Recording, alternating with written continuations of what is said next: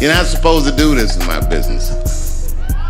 I'm up here doing something that nobody else in this business has the balls to do. I'm telling you something that you need to know. This fucking industry is a monster. It's the same monster that these Me Too bitches was trying to tell you about. Puff Daddy is the king of deception. You stood next to Biggie, you put hot on him. That's stand next to the fight if you want, right? You stood next to Mace, stood next to Jock. Look, Puffy might be the destination for anybody going nowhere. He must be the luckiest motherfucker, because it seems like everybody that worked at Uptown Records from the very beginning is gone. Once upon a time, in the land of commencement speeches and hidden family secrets, Sean Combs took the stage at Howard University. But little did the audience know that he was about to unveil a tale that would make their jaws drop like a mic in a rap battle. You see, Sean's mama, Janice, had been spinning a yarn about his father's demise. She claimed that Melvin Combs, may he rest in peace, had met his tragic end in a car accident. But Sean's curiosity ignited like a flame on a hot track, leading him on a quest for the truth. Armed with determination and a library card, he ventured into Founder's Library, ready to unravel the mystery. Hours turned into a day as Sean dove into the depths of history, sifting through ancient scrolls of microfiche like a treasure-hunting scholar. And lo and behold, the Amsterdam News whispered a secret into his ear. It revealed that his dear old dad, with ties to the notorious drug dealer Frank Lucas, had not perished in a mere accident. No. Fate had dealt him a much darker hand. He had been slain in a wicked drug deal gone bad. Now you'd think this revelation would make Sean shy away from the treacherous path his father had walked. But life has a funny way of twisting fate, my friends. For as Sean strutted through the wild world of Hollywood, he donned a cloak of ruthlessness, determined not to be a pawn in anyone's game, and comedian Dave Chappelle has been there to witness it all.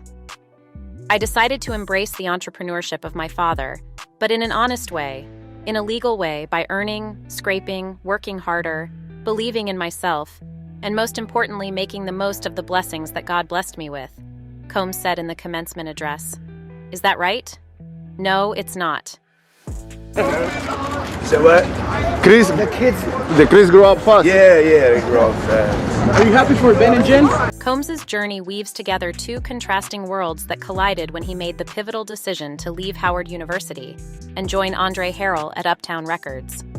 Janice Combs, once a hardworking matriarch juggling 4 jobs to support her 2 children, now witnesses her son's remarkable ascent as one of the most recognizable and successful entrepreneurs of his generation, amassing an estimated fortune of $800 million.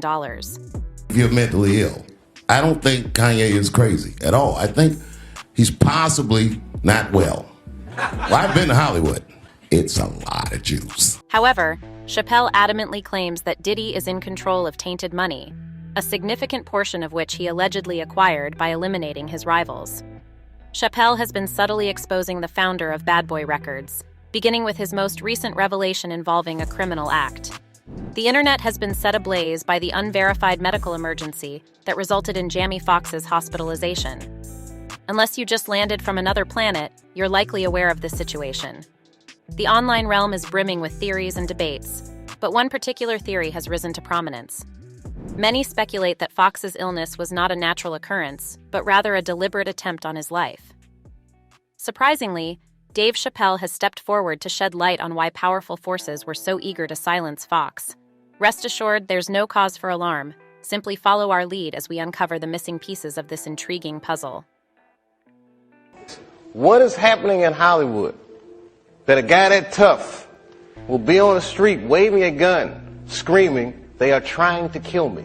Earlier last month, reports emerged of Jamie Foxx being rushed to the hospital due to a medical emergency. As he was filming Back in Action alongside Cameron Diaz in Atlanta, his loved ones had to travel from Los Angeles to be by his side. So Jamie Foxx suffered a very serious medical emergency that landed him in the hospital. However, recent developments indicate that the police paid a visit to Foxx during his hospital stay. Allegedly, the Academy Award-winning actor informed them about an active threat on his life. Fans were shocked and bewildered by his alarming statements. A Twitter user recently expressed their concern, stating, "Jamie Foxx told the cops somebody is trying to kill him. I'm telling you, man, it's like they have a timer of these celebrities' lives. I believe him. The burning question on everyone's mind now revolves around the identity of the potential assailant. Fortunately, there's no need to worry, as Dave Chappelle has just unraveled this enigma. Certain influential individuals are relentlessly pursuing Dave Chappelle due to his bold remarks regarding the suspicious nature of Jamie Foxx's illness. The comedian-turned-actor fearlessly speaks out against the satanic practices he claims to have witnessed in Hollywood.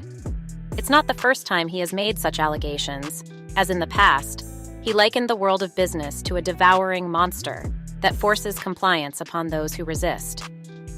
I believe that they gave me a raw deal because this fucking industry is a monster. In an interview on his life and work, Dave Chappelle spared no details in criticizing the film industry and its elites. He mentioned Martin Lawrence, who, like Jamie Foxx, is currently thought to have suffered a stroke. Dave made a humorous statement, claiming that Martin's reaction to his question was, After that, I saw him, and I was like, oh my God, Martin, are you okay? And he said, I got the best sleep I ever got in my life. This is not a shallow answer, no matter how funny it may sound. Fans assume that Jamie must have been presented with Illuminati material, and he must have rejected it, and this is the root cause of all his troubles. Another supporter chimed in. I felt that he said no to something, and that's why he had that stroke. This is a fairly healthy man that stays out of the way. They unalive these celebs, make them go broke, and take away work just so that they submit. #pray for Jamie Foxx.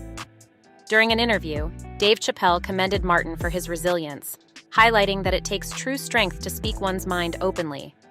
In the same vein, he posed a thought-provoking question, expressing his bewilderment at the alarming rate of artists and celebrities vanishing or experiencing health crises in Hollywood.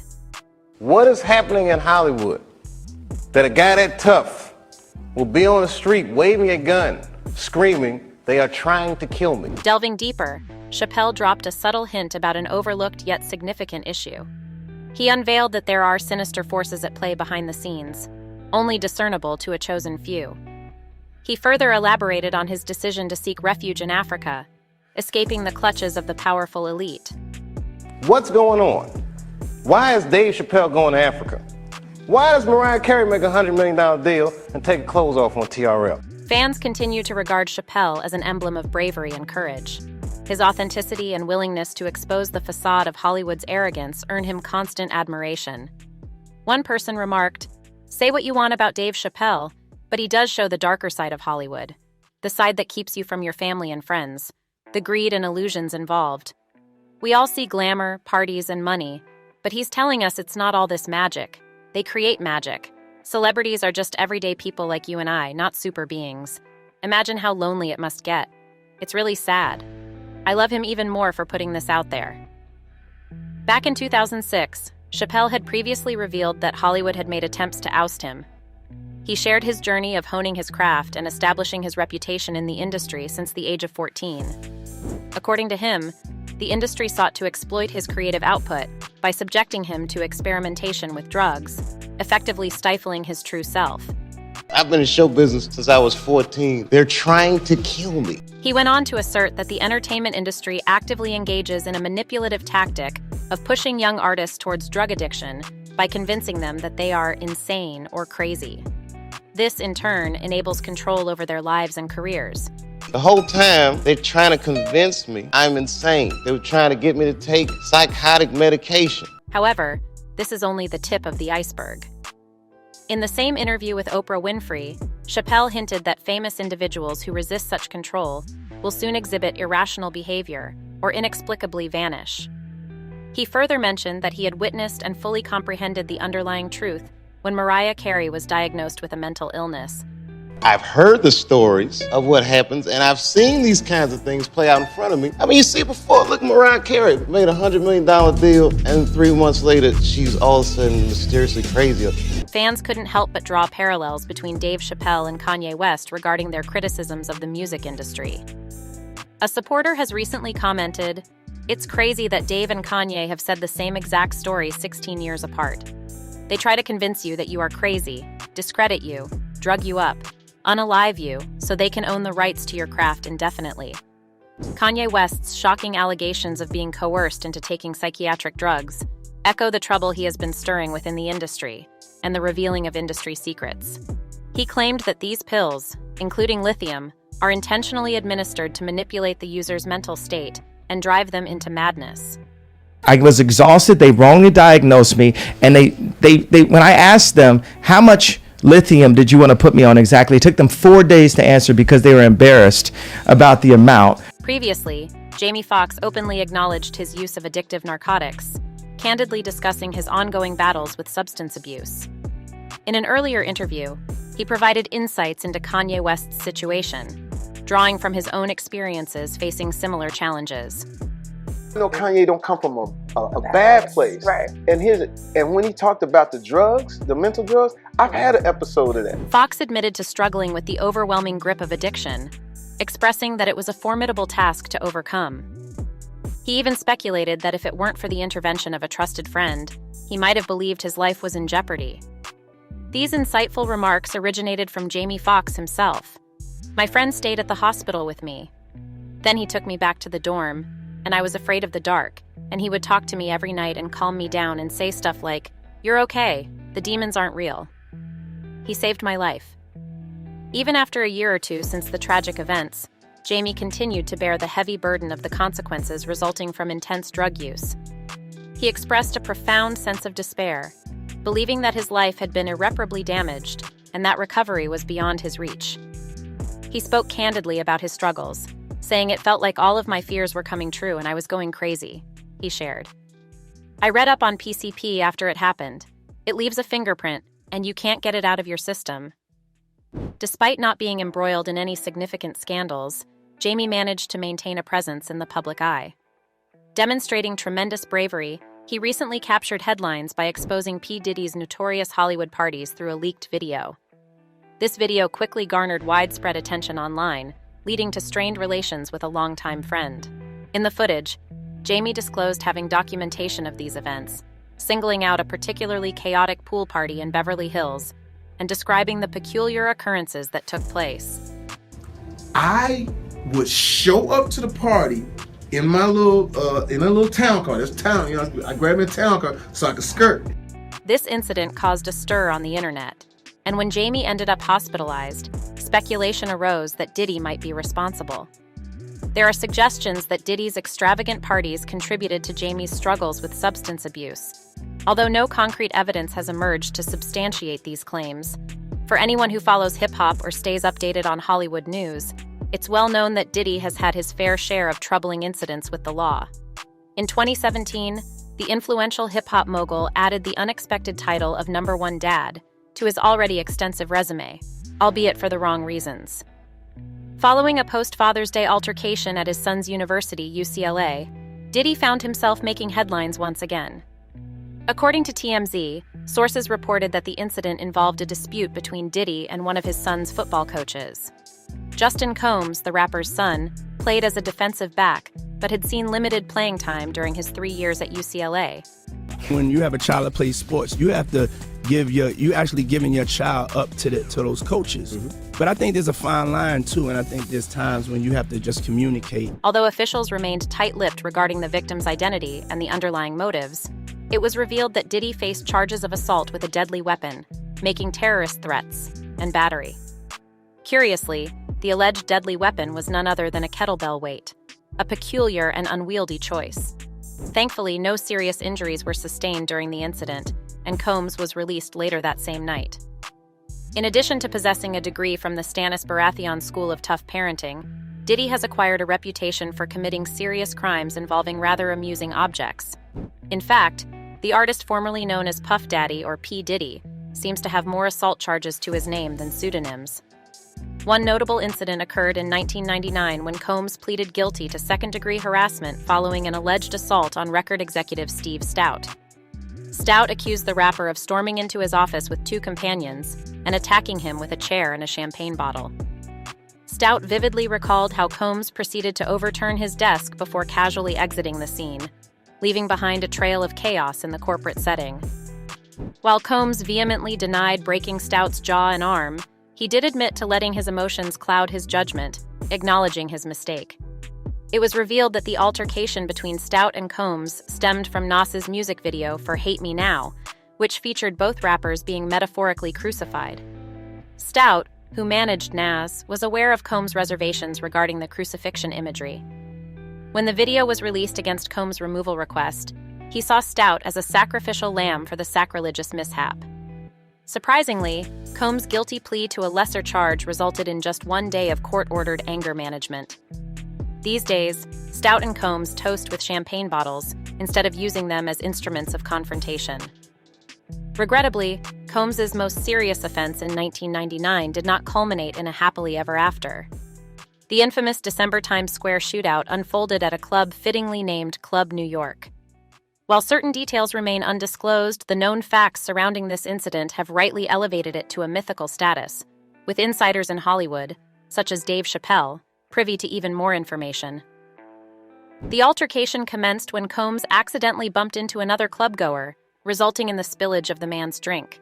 Instead of simply brushing it off and moving on, this individual, in an act of sheer idiocy, opted to insult and provoke Combs.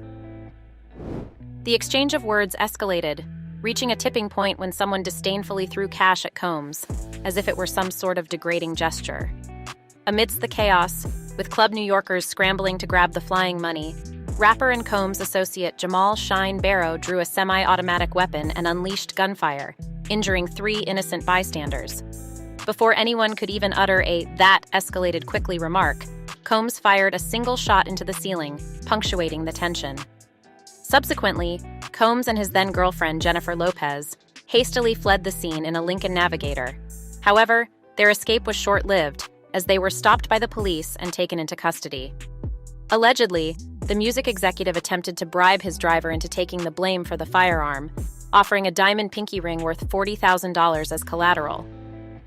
This tale couldn't be more reminiscent of the 90s if Combs had tried to bribe his driver with an actual ring pop. Diddy found himself facing serious charges of gun possession and bribery, carrying the potential of a 15-year prison sentence if convicted. In a twist that surely delighted famed lawyer Johnny Cochran, who had famously defended O.J. Simpson, Diddy secured a formidable defense team. While Diddy ultimately avoided imprisonment, his associate, rapper Shine, was not as fortunate, serving a decade behind bars. The repercussions of the shooting continued to haunt Diddy even after a decade had passed, leading to settlements with all 3 victims in 2011. One of the victims, Natanya Rubin, who sustained gunshot wounds to the nose and had enduring bullet fragments in her face, received a settlement of $1.8 million. Interestingly, as of 2010, Shine was said to be residing in Jerusalem as a practicing Orthodox Jew. Over time, Diddy and Shine managed to reconcile their differences, although Diddy's romantic relationship with J.Lo did not withstand the aftermath of the shooting, an unfortunate confirmation of the regrettable adage bros before hoes. Adding to Diddy's catalog of 90s true crime episodes was the accusation by radio host Roger Mills, who claimed to have been assaulted by the rapper's bodyguards. Mills alleged that the attack occurred after an interview during which he inquired about Diddy's involvement in the murder of Notorious B.I.G. In 2004, Diddy denied these charges, testifying that he had not given any violent directives to his security personnel. Ultimately, the courts ruled in favor of Combs, citing insufficient evidence to support the allegations. The 2000s provided little legal relief for the rapper-turned-businessman, as Diddy found himself entangled in numerous pending lawsuits, making his legal battles more numerous than his collection of suits. In 2004, promoter James Walden filed a $5 million lawsuit against Diddy. It all started when Walden approached the rapper at The Box, a popular Lower East Side hotspot, and extended an invitation to a hip-hop show he was promoting. According to court documents, Combs signaled to a bodyguard to forcefully remove Mr. Walden from his proximity, resulting in 3 aggressive handlers assaulting the promoter with repeated hits and kicks. Then, in 2011, Diddy took his brand loyalty to the extreme by berating a fan who dared to drink an alcoholic beverage that wasn't the Diddy-endorsed Ciroc. While hosting a BET Awards after-party alongside T.I., Diddy directed a torrent of obscenities towards an unsuspecting attendee. Reports even claim that Diddy went so far as to hurl ice cubes from the stage, igniting a heated atmosphere within the club.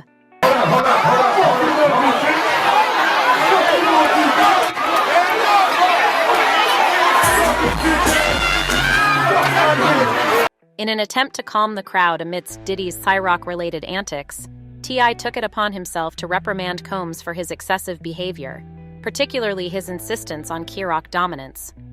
However, the night took a turn for the worse, as unconfirmed reports of gunfire later surfaced, with Diddy's aggressive conduct being attributed to the chaotic incident. It seemed that post-recession, Puff Daddy's reliance on his liquor-related ventures, such as Ciroc, proved to be somewhat misguided, much to the disappointment of his fans. But wait, there's more. Our journey into Diddy's eventful history has only just begun. In 2014, Diddy found himself embroiled in a relatively non-violent dispute with fellow rapper Drake. While Drake sought medical attention for an alleged shoulder punch from Diddy, at least there were no guns or champagne bottles involved. The conflict arose from an accusation that Drake had appropriated one of Diddy's tracks and presented it as his own, leading to a classic case of a stolen beat. Fast forward to the following year, when a disgruntled Diddy fan named Stephen Donaldson claimed to have been on the receiving end of a punch from the rapper. In a TMZ video, Donaldson openly criticized Diddy for his tardiness at a scheduled appearance during a Super Bowl party, allegedly provoking Diddy, who may not have been in the mood for Key-Rock at that moment. Donaldson's actions seemingly led to one of Diddy's associates delivering a punch to his face, prompting Donaldson to file a battery report against the rapper. While Diddy's extensive rap sheet may overshadow his musical prowess, it is worth noting that his most notorious alleged crimes never saw the inside of a courtroom. In 2008, a controversial article by Los Angeles Times reporter Chuck Phillips, which has since been retracted, made explosive claims implicating Combs and the Notorious Big in the premeditated attack on Tupac Shakur at New York's Quad Recording Studios on November 30th, 1994. Based on information from FBI informants and undisclosed sources, Phillips asserted that the incident was partly driven by Shakur's refusal to join Diddy's Bad Boy label. This highly publicized event further fueled the already heated East Coast-West Coast rivalry, ultimately resulting in the tragic deaths of both Tupac and Biggie. Diddy vehemently denied the allegations, issuing a statement that emphatically refuted any involvement on his or Biggie's part, stating, "It is a complete fabrication to suggest that there was any participation from either Biggie or myself." We've got testimonial evidence to support this theory, and he tells us things that he could not have known had he not been. In 2011, the publication of Murder Rap by former LAPD homicide detective Greg Kading added another layer of controversy to Diddy's legacy. Kading's book alleges that Diddy orchestrated a contract killing worth $1 million on Tupac Shakur. Drawing from his involvement in the investigation, Kading claims to possess a recorded confession from Diddy's supposed hitman. Diddy vehemently dismissed the book as pure fiction. Despite evading numerous charges throughout his career, it remains to be seen whether further revelations about the rapper's alleged criminal past will come to light, perhaps even through a potential memoir from his football-playing son, Justin Combs. As Jamie Foxx continues his recovery, it is hoped that Dave Chappelle will continue shedding light on the obscured aspects of Hollywood's underbelly. Their insights and perspectives bring attention to the darker side of the entertainment industry that has remained concealed from the public eye for far too long. And that's it from us today. Until next time, bye.